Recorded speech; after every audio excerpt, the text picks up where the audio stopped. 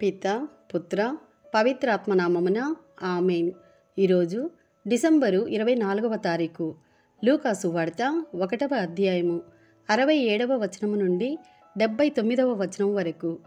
ఆ బాలుని తండ్రి జకరియా పవిత్రాత్మ పూర్ణుడై ఇట్లు ప్రవచించెను.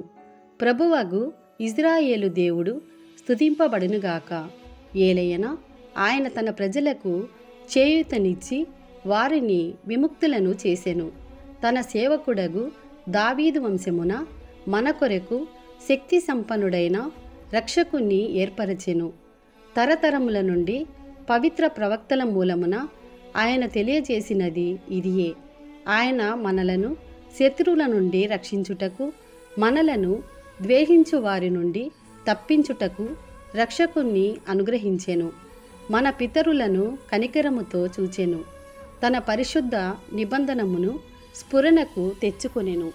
మన పితరుడైన అబ్రహామునకు ప్రమాణము చేసిన విధమున మనము శత్రువుల బారి నుండి విముక్తులు గావించబడి నిర్భయముగా ఆయనను సేవించునట్లును జీవితాంతము పవిత్రులముగా నీతిమంతులముగా జీవించినట్లు అనుగ్రహించెను.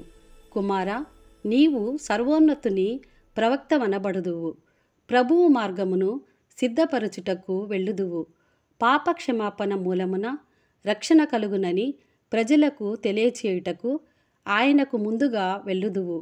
దయార్థ హృదయుడైన దేవుడు తన కరుణ వలన ఆయన రక్షణ వెలుగును పైనుండి మనపై ప్రకాశించినప్పుడు శాంతి మార్గమున మనలను నడిపించుటకు అంధకారములో మరణపు నీడలో ఉన్న వారిపై ప్రసరింపచేసి మనలను శాంతి మార్గములో నడిపించును.